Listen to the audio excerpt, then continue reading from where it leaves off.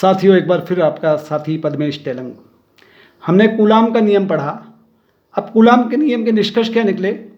एक तो ये निष्कर्ष निकला था कि स्थिर विद्युत बल की जो प्रकृति है, इसमें स्थिर विद्युत बल ही है ना, ये स्थिर विद्युत, इसकी प्रकृति केंद्रीय बल की है। केंद्रीय बल का अर्थ क्या हुआ? F12 इक्वल टू बराबर माइनस F21, दोनों की दिशा अलग अलग है, परिमाण बराबर है, यानी कार्यरत बल दोनों आवेश जोड़ने वाली रेखा की दिशा में है और दोनों का परिमाण मात्रा बराबर है। दूसरा कूलाम नियम का दूसरा निष्कर्ष क्या निकला?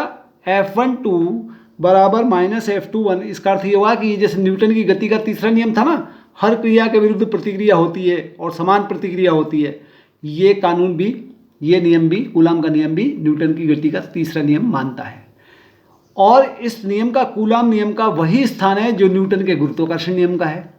न्यूटन का गुरुत्वाकर्षण नियम भी हमने पढ़ा था कि दो वस्तुओं के बीच में कितना बल होता है, एक की सहती इंटू दूसरी की सहती, m1 इंटू m2 बटे दोनों के बीच का डिस्टेंस का स्क्वायर, है ना। तो यहाँ भी वही है, वहाँ m1 m2 बटे d स्क्वायर था, यहाँ q1 q2 बटे r स्क्वायर है। इसका मतलब ये कि यहाँ स्थिर विद्युतिकी में कूलाम का नियम का वही स्थान है जो न्यूटन के गुरुत्वाकर्षण नियम का है। और चौथा ये कि गुरुत्वाकर्षण बल और विद्युत बल दोनों की जो परास है ना, रेंज, कितनी दूर तक काम करते हैं, ये 10⁻⁻15 मीटर से लेके अनंत तक काम करते हैं। तो ये चार इसके कूलाम नियम के निष्कर्ष हैं। अच्छा, एक चीज़ हम आपको और बता दें, हमने जो आपको बताया था कि F इक्वल टू कूलाम का बल बराबर Q1, ये F बराबर 1/4 पाई E एप्सिलन, है ना, जीरो नहीं लिखा है, इसका मतलब कोई माध्यम में है, और इंटू Q1 Q2 बटे R स्क्वायर, और ये दिशा इकाई सदिश R, है ना। और इस एप्सिलन जीरो, एप्सिलन को क्या कहा? माध्यम की विद्युतशीलता। एप्सिलन जीरो लिखता तो क्या कहता? निर्वात की विद्युतशीलता। तो तीन चीज आती हैं। एक चीज तो आती है, एक चीज आती है परावैद्युत माध्यम, इंग्लिश में डायरेक्ट्रिक मीडियम। एक शब्द आएगी परावैद्युत विद्युतशीलता, परमिटिविटी, और एक चीज आएगी परावैद्युतांक। तीनों चीज को समझिए। पहले परावैद्युत माध्यम, स्थिर अवस्था में रखे दो बिंदुवत आवेशों के मध्य कार्यरत बल किस पे डिपेंड करता है? वो डिपेंड करता है एक तो दूरी पे, कूलाम लाभ किस पे डिपेंड करता है? बटे R स्क्वायर, है ना। तो एक तो वो बल डिपेंड करेगा दूरी पे, और एक बीच में क्या माध्यम भर रखा है आपने, निर्वात भर रखा है कि सुचालक भर रखा है कि कुचालक भर रखा है कि अर्धचालक भर रखा है। तो जैसे कुचालक है तो कुचालक माध्यम अगर भर रखा है तो इसमें चालन हेतु आवश्यक मुक्त इलेक्ट्रॉन होते ही नहीं है ना।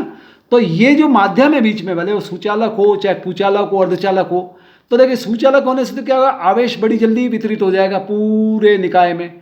कुचालक होगा तो नहीं होगा क्योंकि संचालन होता ही नहीं। अर्धचालक होगा, सेमीकंडक्टर, तो आधा अधूरा होगा। तो कुचालक का उदाहरण हमने दिया है, कुचालक वो होते हैं जिनमें आवश्यक मुक्त इलेक्ट्रॉन नहीं होते हैं।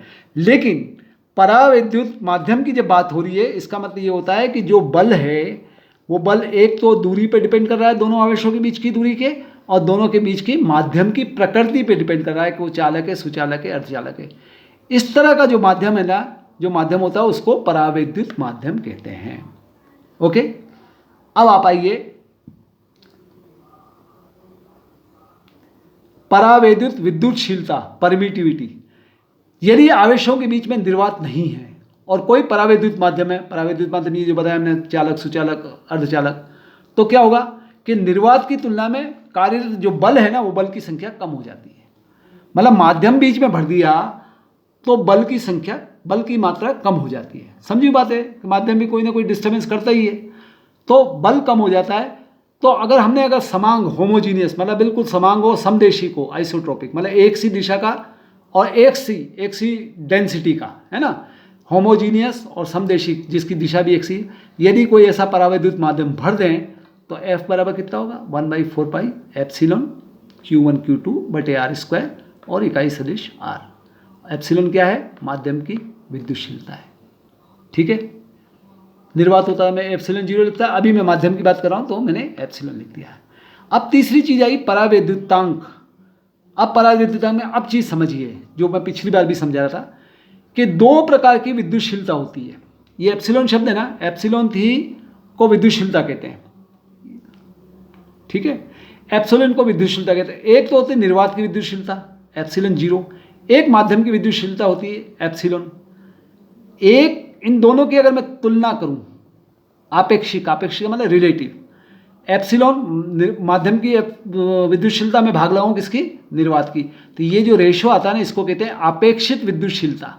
किसकी, माध्यम की अपेक्षित विद्युतशीलता, रिलेटिव, यानी विशिष्ट पराविद्युतता भी इसको कहते हैं, या इसको पराविद्युतांक भी कहते हैं। किसको कहते हैं, एप्सिलॉन बटे एप्सिलॉन जीरो। और एप्सिलॉन एप्सिलॉन बटे जीरो को क्या शब्द देते हैं हम, एप्सिलॉन आर, रिलेटिव। तो एप्सिलॉन आर बराबर एप्सिलॉन बटे एप्सिलॉन जीरो, और ये एप्सिलॉन रिलेटिव जो है ना, रिलेटिव तुलना, इसको पराविद्युतांक कहते हैं। तो अगर हमको क्वेश्चन ये आता है कि साहब पराविद्युतांक एप्सिलॉन आर है और हमको एप्सिलॉन जीरो निकालना है, तो हम क्या करेंगे, एप्सिलॉन जीरो को उधर ले लेंगे, एप्सिलॉन में एप्सिलॉन का ई आर का भाग लगा देंगे। ये फॉर्मूला आप याद रखिए कि पराविद्युतांक जो है, पराविद्युतांक एप्सिलॉन आर है, और एप्सिलॉन आर होता है एप्सिलॉन बटे एप्सिलॉन जीरो। एप्सिलॉन है निरपेक्ष विद्युतशीलता माध्यम की बटे निर्वात की विद्युतशीलता, इन दोनों का जो रेशो है उसको कहते हैं एप्सिलॉन बटे एप्सिलॉन जीरो बराबर एप्सिलॉन आर। कंफ्यूज होने की जरूरत नहीं है। जीरो लग रहा है तो निर्वात की विद्युतशीलता है, नहीं लग रहा है खाली एप्सिलॉन लिख रहा है तो वो एप्सिलॉन माध्यम की निरपेक्ष विद्युतशीलता है, और दोनों का रेशो ले लिया तो रिलेटिव का आर लग गया, ये पराविद्युतांक है। और फॉर्मूला हमारा सिंपल सा, या तो एप्सिलॉन जीरो है और माध्यम है तो एप्सिलॉन, खाली एप्सिलॉन लिखा हुआ है। ये कूलॉम नियम से निकले हुए सिद्धांत हैं।